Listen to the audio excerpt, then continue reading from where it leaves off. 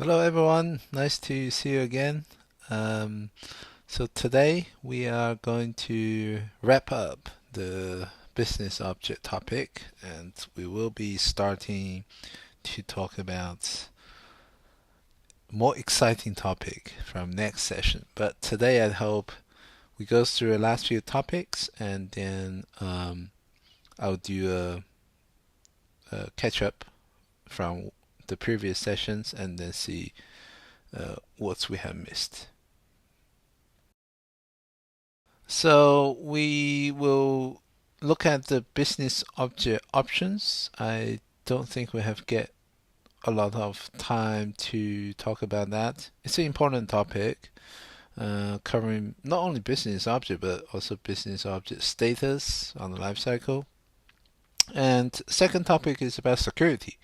I think this is topic always uh, being underestimated. I mean, a lot of people don't really look into this area because security normally being set up at the very beginning of a project. They don't normally change, but there will be cases where things need to be adapted, a new functionality added in, which requires special security consideration. So it's good to talk through those ones. And then a few of the best practice, I think there are loads of best practice, but I think a few of them which will be quite often used. We can talk about that. And the last one will just wrap up, and then have a look at what the business object can do for us. Okay, first section will be the BO options. So, as always, I would like to talk about the data model behind the business object. So, in this case, you will have a business object or a business object status. It will have a few valid options for the option type. And for example, there are some of these are very often used, like require elements, inactive algorithm, display, maintenance, UI map. Of course, there are other options, and I'm not going to expand on all of them. And also, I would say business object option is extendable, so you can actually define additional options. Very often we see there's new products from Oracle. So, for example, SGG or the smart meter plugins.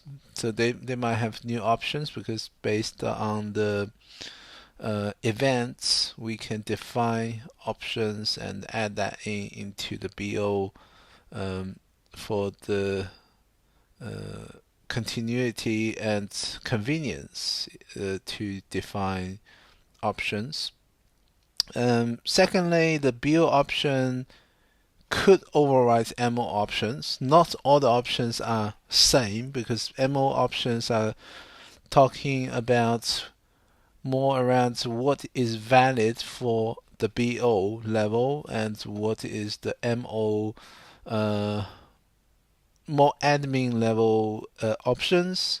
But BO option is more around which, for example, like the ones we just seen, the whether algorithm is valid for a scenario and display UI map, maintenance UI map, etc.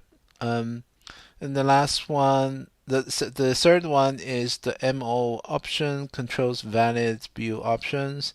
So on the MO option, there is there is a option type. Basically, say which option you can specify on the BO, and that's quite interesting one because it's actually limit.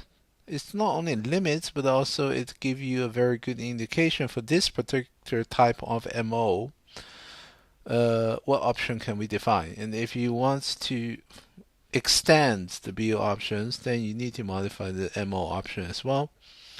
Last one is the MO option controls many more other aspects. For example, system events.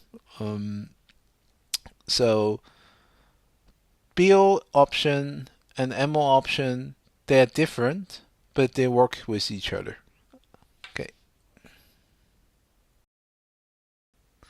Okay, so second topic, I want to talk about the BO security. Now, let's talk about security in general in um, Oracle OUAF framework.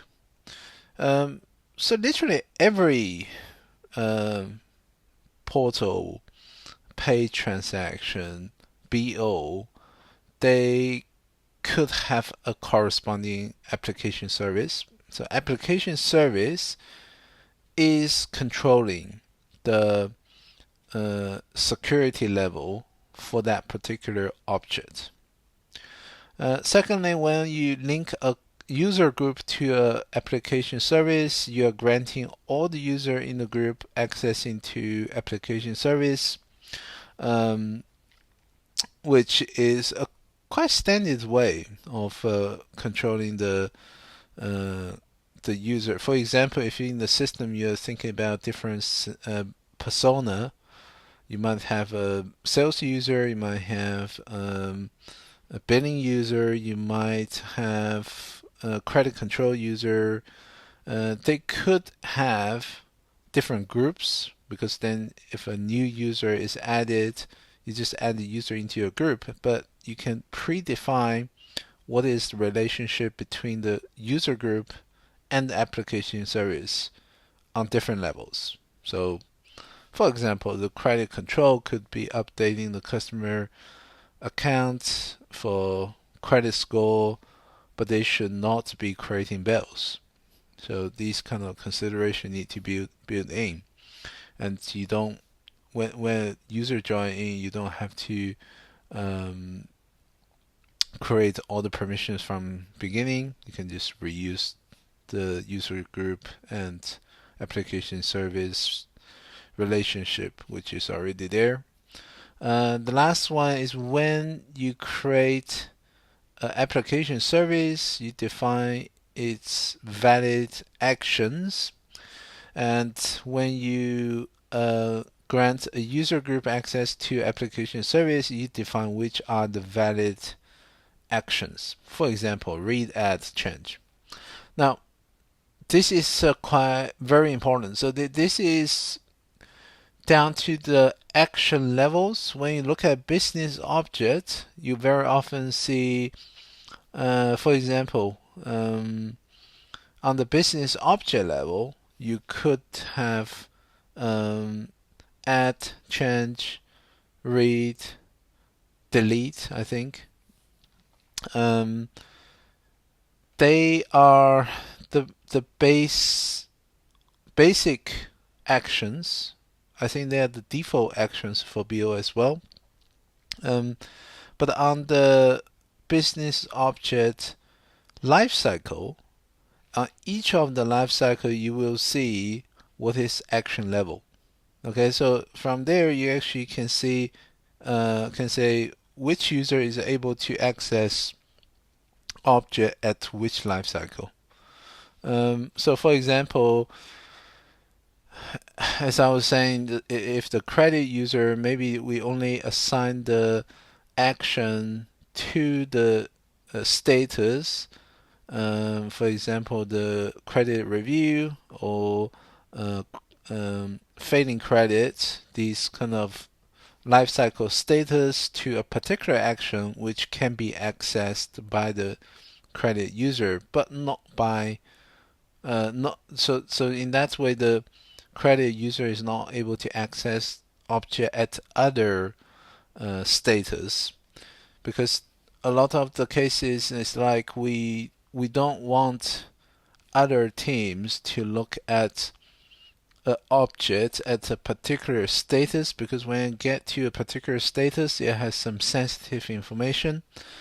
Let's take one example is like sales team, they are defining margins for their sales opportunity.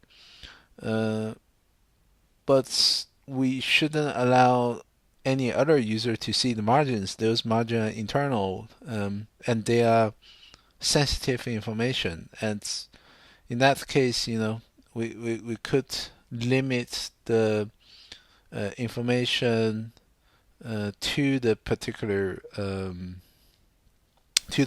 user at a particular state. Okay. All right. So here is a entity level diagram. So from here, as I was explaining, the business object, how the business object is secured. Business object has an application service, and on each of the status, business object can also have an action level as well. So when you link a business object to application service, you're granting all the users in the group access to its instance, and you can prevent user from transitioning a bill into a particular status by corresponding each business object status with each application service action. Okay, and then don't give the user group rights to be related to the related action. So this is something I think is not very often used, but it should really be considered. Very often when we look at Oracle, because the main purpose of that is billing. Um, the billing the billing information normally, for example, on the customer level, on customer contact, for example, person, these information are normally shared between all the groups. But there will be cases when we are talking about, for example, if we allow the broker to have particular access to the system and look at their margin, look at their opportunities. When these kind of external users is added into the system, then we should be able to be very careful around how this permission set is actually defined.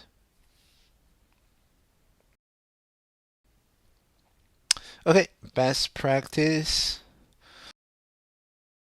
I just want to talk through just a few things, but maybe it's a common sense, but I think these things are very often used.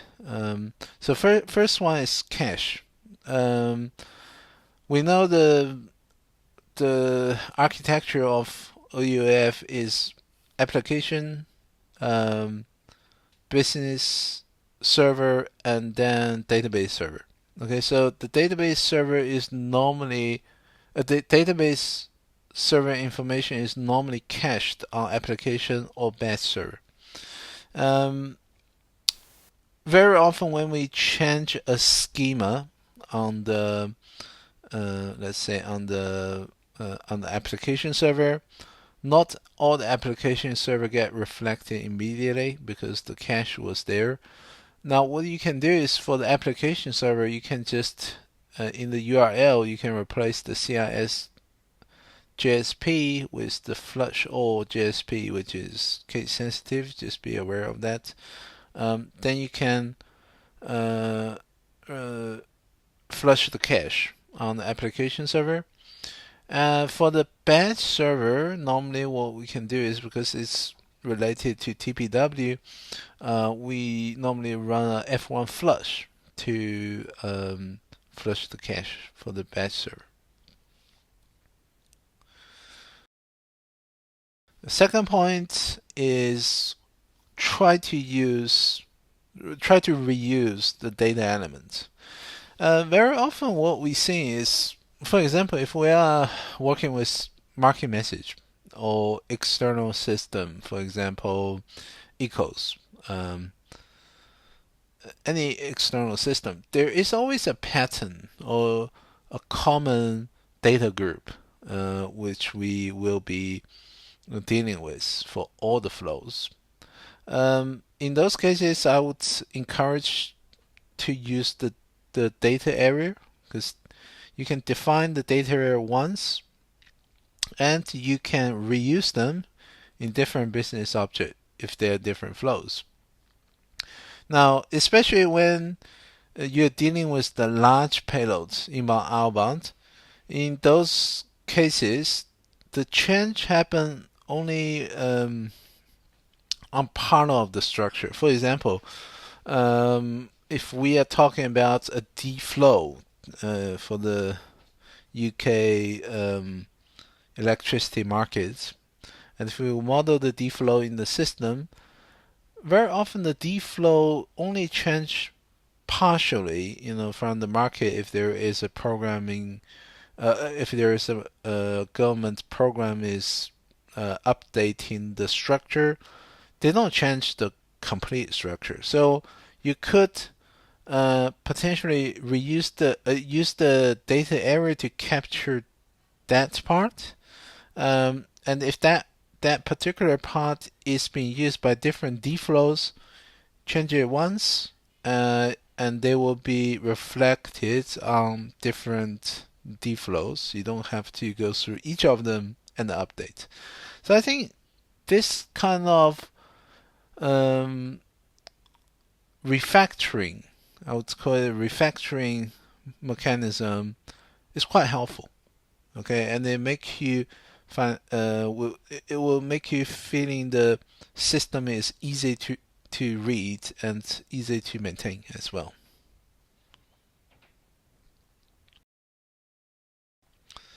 Okay, next one about override system date. So initially, I think when I was initially working with the framework, there is only one way to override system date, and very often you will need to use that, although not in production.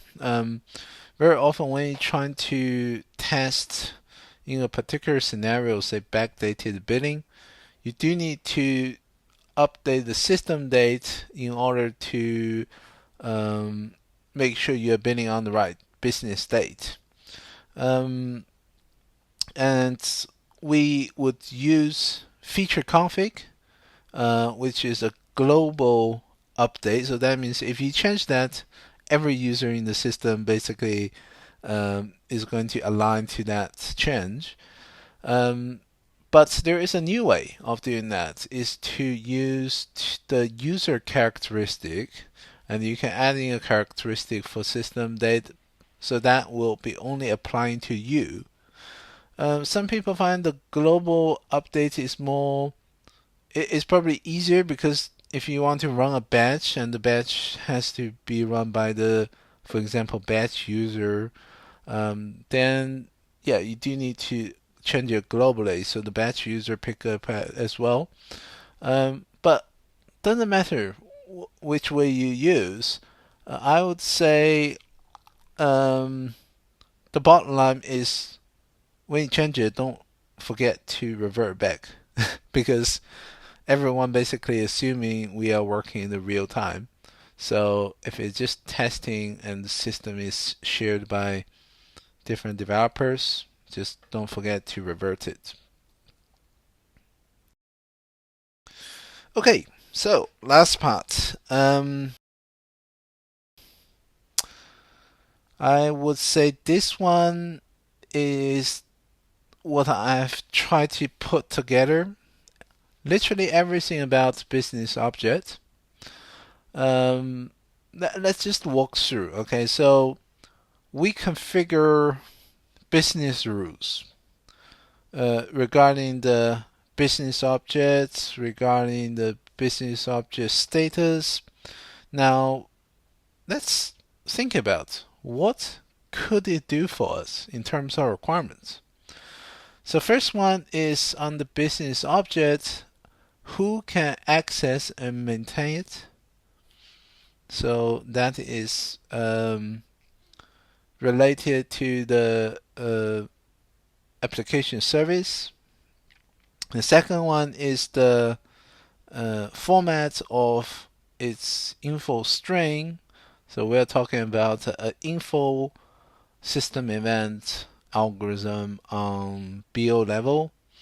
And required elements, it is an option on the BO level, or it could be a schema on the BO level as well, which is more static, because if you define a schema, you will say, okay, this is always required. But if you want a more dynamic check on required elements, you can use the BO option or BO status option. When you get to a particular state, this value should be present. Similar thing for the defaulting. And then we have pre-processing algorithm, validation algorithm, post-processing algorithm, audit on the BO level. For the BO status rules, so the first one is who can transition the BO into the status. That will be the action defined on the status related to the application service. The second one is the required fields before entering status, business object status option. So we can use that. Logic to be performed before entering the state, logic to be performed before exiting the state, and also monitor rules. That's the three system events we can use for the business object status algorithm, right? And then remember the monitor rule, it doesn't have to be based on the monitor process, which we call it deferred monitoring. If you don't have that monitor state on status, you can use the dynamic monitoring as well, which you can define on the batch can be defined on the MO level. Okay, so that's everything. Thank you very much. And I think from the next set of videos, I would like to talk about more around scripting. I think a lot of people are looking at doing more scripting and trying to understand a lot of things around scripting. It will be a good time to start. Thank you very much, and see you next week.